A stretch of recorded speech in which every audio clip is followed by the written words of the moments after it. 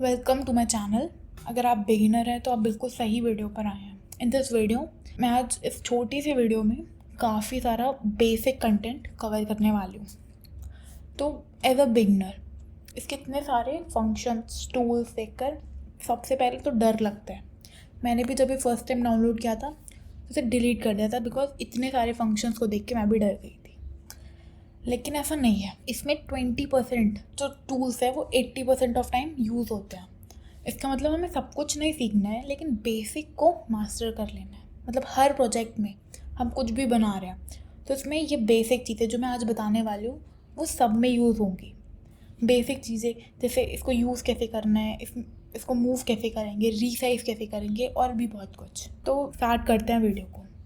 तो मैं इसे स्क्रीन पे कहीं पे भी प्रेस करके इसे हटा सकती हूँ। एंड इसके बाद बाय डिफ़ॉल्ट हमें ये तीन चीज़ें स्क्रीन पर दिख रही हैं। दिस इज़ क्यूब, ये लाइट है और ये कैमरा है।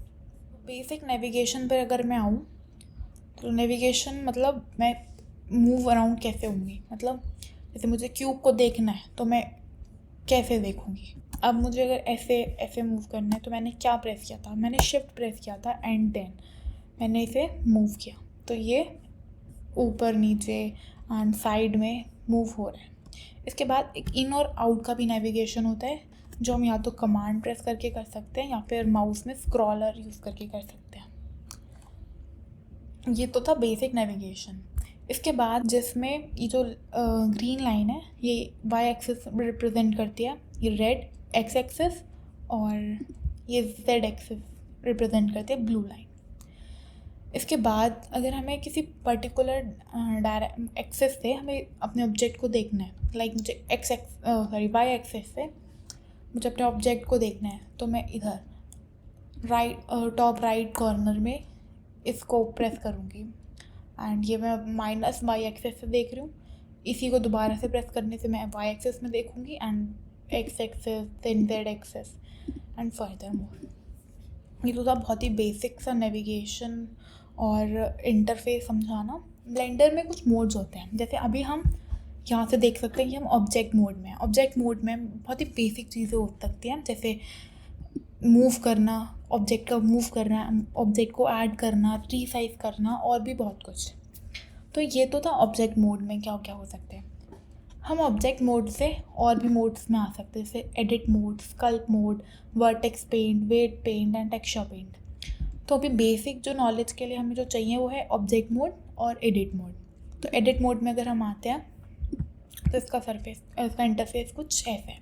यहाँ पे कुछ ज़्यादा टूल्स दिखाई दे रहे हैं एंड बाकी सब तो सेम है ही। और एक और नई चीज़ हमें दिखाई दे रही है वो है ये। इससे पहले ऑब्जेक्ट मोड में हमें अगर हम कुछ सेलेक्ट कर रहे थे तो हमारा पूरा ऑब्जेक्ट सेलेक्ट हो जा रहा था, और सेलेक्ट हो रहा था तो ये ऑरेंज आउटलाइन हो जा रही थी। इससे हम पता कर सकते हैं हम क्या चीज़ हमने सेलेक्ट कर रखी है। तो अब हम दोबारा से एडिट मोड में जाते हैं। मैं ये एडिट मोड और ऑब्जेक्ट मोड में स्विच करने के लिए टैब शॉर्टकट की प्रेस कर रही हूँ। तो यहाँ पे नई क्या चीज़ थी कि हम यहाँ पे एक पॉइंट सेलेक्ट कर सकते हैं, कॉर्नर सेलेक्ट कर सकते हैं इंडिविजुअली लाइक दिस। अगर मुझे ये लाइन सेलेक्ट करनी है तो मैं यहाँ पे पहले इसे प्रेस करूँगी एंड देन मैं ये लाइन भी सेलेक्ट कर सकती हूँ। मुझे अगर ये फेस सेलेक्ट करना है तो मैं यहाँ पे इसे प्रेस करूँगी एंड देन ये फेस सेलेक्ट करूँगी। तो ये तो बहुत ही बेसिक सिलेक्शन नॉलेज थी जो मैंने आपको दी। इसके बाद एक और इम्पॉर्टेंट चीज़ होती है, जैसे मैंने सपोज ये सेलेक्ट किया लेकिन अब मुझे ये भी सेलेक्ट करना है तो मैं मल्टीपल सेलेक्शन कैसे करूँगी, शिफ्ट की को प्रेस करके। अब मैंने शिफ्ट की प्रेस कर रखी है, ये दोनों सेलेक्ट कर लिए, मैं फिर से शिफ्ट की प्रेस करूँगी और ऊपर वाला भी सेलेक्ट कर लूँगी। तो लाइक दिस मैंने ये तीन चीज़ें सेलेक्ट कर लिया। और अब सपोज़ मुझे ये तीन फेसेस जो है इन्हें डिलीट करना है, तो डिलीट करने के लिए शॉर्टकट की होती है एक्स। मैं एक्स प्रेस करूँगी and then vertex X axis press करूँगी एंड देन फेसेस डिलीट कर दूँगी। तो नाउ यू कैन सी मेरे तीन फेसेस जो मैंने सेलेक्ट करे थे वो सब डिलीट हो चुके हैं। अब हम इस ऑब्जेक्ट को मूव कैसे करें, तो मूव कराने के लिए इस बटन को हम प्रेस कर सकते हैं और यहाँ हमें ये 3 एरो दिख रही हैं, जेड एक्सिस के लिए ब्लू, एक्स के लिए रेड एंड येलो के लिए ग्रीन। ये तो चीज़ थी।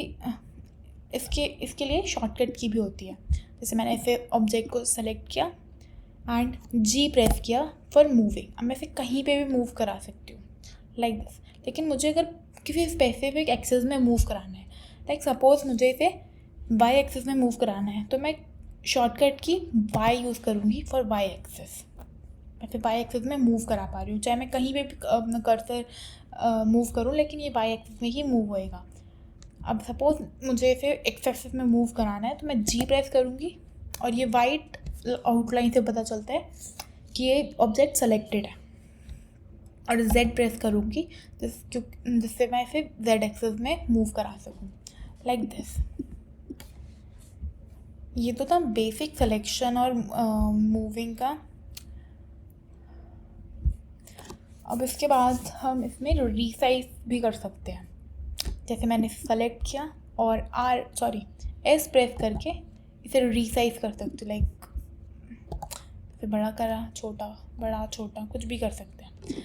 और सपोज मुझे किसी स्पेसिफिक डायरेक्शन में इसे इंक्रीज़ करना है या डिक्रीज़ करना है, तो मैं एस प्रेस करूँगी और लेट सपोज मेरे को एक्स एक्सिस में से इंक्रीज़ करना है, तो मैं एक्स प्रेस करूँगी और इसे एक्स एक्सिस में इंक्रीज़ करूँगी।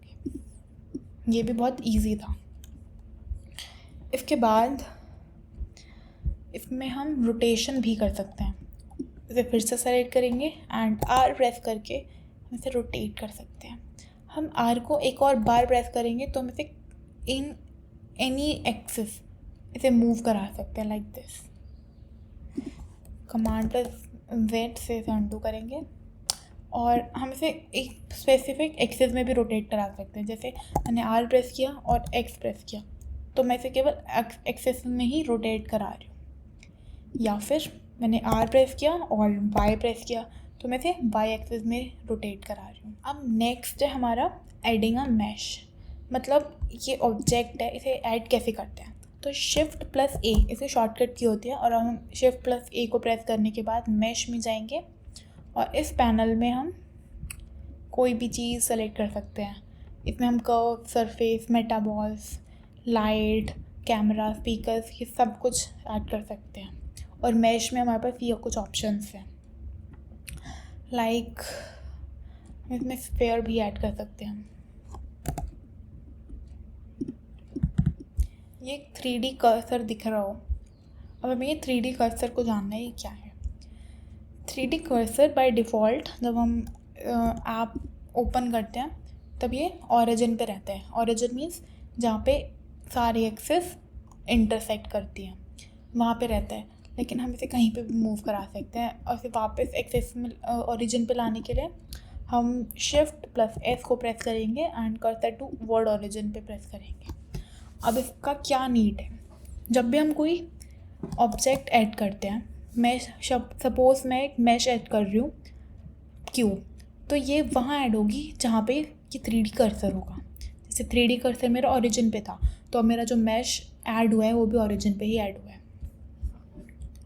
तो ये था 3D कर्सर का यूज़। इसके बाद हम एडिट मोड में जाएंगे। इसके बाद हम सिलेक्शन कर सकते हैं एडिट मोड। मतलब हम काफ़ी चीज़ एडिट मोड में हम और भी काफ़ी चीज़ बेसिक के रूप में सीख सकते हैं।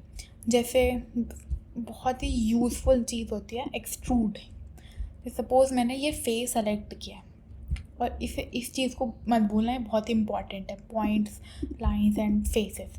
तो फेसेस को मैंने एक फेस को सेलेक्ट किया है एंड इसमें मैं काफ़ी फंक्शन यूज़ कर सकती हूँ। जैसे मैं इसको रीसाइज कर सकती हूँ बाय प्रेसिंग एस, तो ये छोटा हो गया। मैं इसको मूव करा सकती हूँ लाइक दिस, जी प्रेस करके, तो ये मूव हो गया। मैं इसमें एक और चीज़ कर सकती हूँ जो है इसे मर्ज करना मीन्स ये जो चारों इसके पॉइंट्स हैं मैं इनको मर्ज कर सकती हूँ। जैसे मैंने एम प्रेस किया और एम पे सेंटर किया, तो ये सेंटर में मर्ज हो गया। लेकिन मैं इसको और भी ऐड कर्सर भी मर्ज कर सकती हूँ। जैसे मेरा कर्सर यहाँ था 3D कर्सर, तो ये 3D कर्सर पे मर्ज हो गया।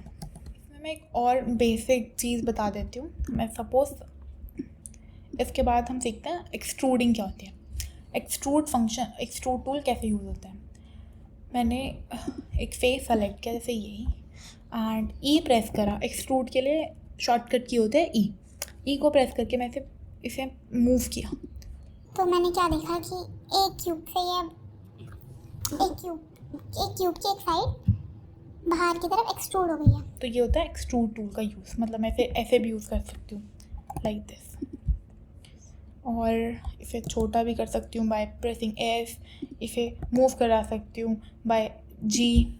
उसके बाद एक और चीज़ होती है जिसे बोलते हैं as loop slide. As loop slide भी कुछ ऐसे का होता है जिसमें जो लाइंस होती हैं हम उसे स्लाइड करा सकते हैं। इसकी शॉर्टकट की होती है Ctrl+R।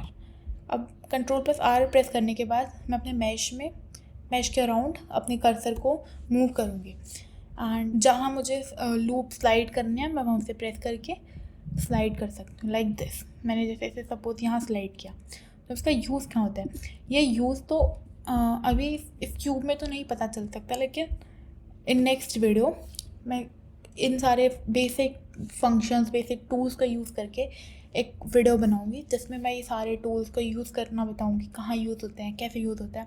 अब इसका एक और बेसिक यूज़ हो सकता है इस स्लाइड का। मैंने इसकी चारों लाइनें इसे सेलेक्ट कर रखी हैं और मैं इसे एस प्रेस करके इसे छोटा कर सकती हूँ, या फिर एस प्रेस करके इसे बड़ा कर सकती हूँ। एंड इस वाले पैनल में मैं यहाँ मॉडिफायर में जाऊँगी, ऐड मॉडिफायर, और इसमें बहुत सारे ऑप्शंस होते हैं, देख के कंफ्यूज नहीं होना। बेस सबसे ज़्यादा इम्पॉर्टेंट होते हैं सब डिवीज़न सरफेस। जैसे मैंने इसे दबाया तो मेरे सरफेस में डिवीज़न हो गए। जैसे पहले ये इसमें केवल 4 फेजेस थे, लेकिन अब इसमें कितने फेजेस हो गए, ये फेसेस डबल हो गए।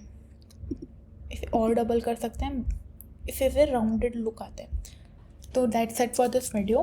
तो आई होप आपको सब कुछ समझ आया हो। इफ़ नॉट कमेंट में बताना। बाय।